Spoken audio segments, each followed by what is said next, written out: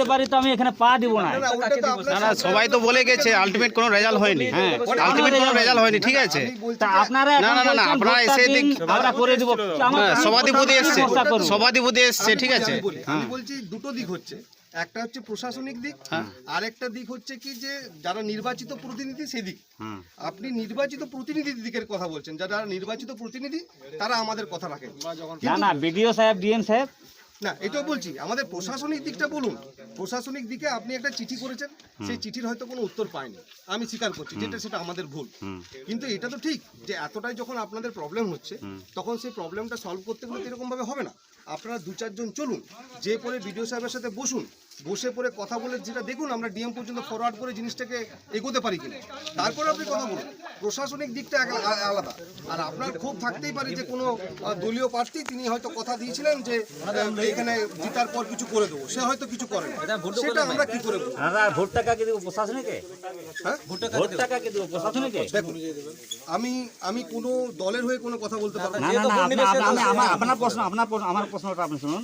ভোটটা আমরা কাকে দেব? আজকে কালকে যে ভোটটা দিব কাকে দেব? প্রশাসনিকে দেব? সেটা কেন? আপনার তো নিজের প্রত্যেকটা মানুষেরই তো নির্বাচিত কেউ না কেউ মাথায় তাহলে থাকে। প্রার্থীকে দিতে হবে। তাহলে কার কথাটা শুধু মানবো আমরা? সেটা তো আমি সেটা সে আলটিমেট তো সে একই জায়গায় আসছে। সে আলটিমেট তো সে একই আসছে, সে তো আপনার তো যদি সেই একই তো কথা। সে তো আলটিমেট একই আসছে। প্রার্থী পছন্দ না হলে তার অপশন আছে, সেখানেও দিতে পারে।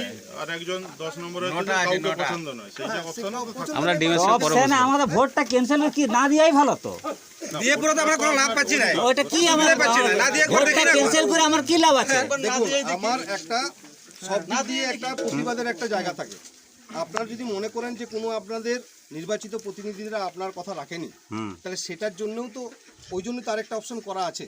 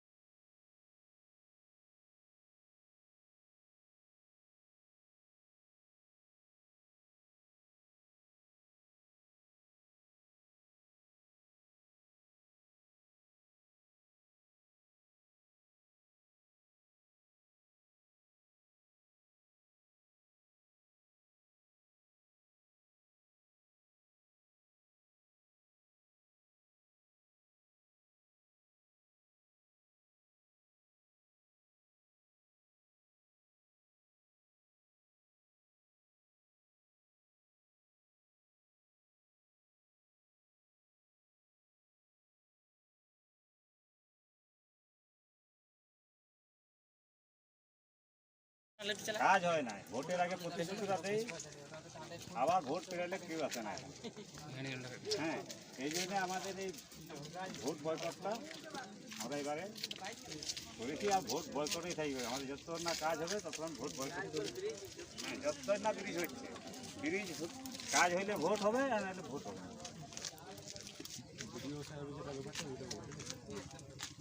এই যে বিডিও সাহেব এসেছিলেন আজকে, হ্যাঁ, বিডিও সাহেব বললেন যে হ্যাঁ আমি 3 মাস, আমরা বিডিও সাহেবকে বারবার বললাম স্যার আপনার যে স্যার খাতাগুলো দেখুন, আমরা কবার অ্যাপ্লিকেশন আপনাকে জমা দিয়ে আছে, ডিএম পর্যন্ত পেয়েছে, কিন্তু ওরা এই প্রতিশ্রুতিটা দিচ্ছে, বলছে না আপনারা ভোটটা দিন, না না আমরা কাজ চাই, তারপর ভোট কাজ না হলে ভোট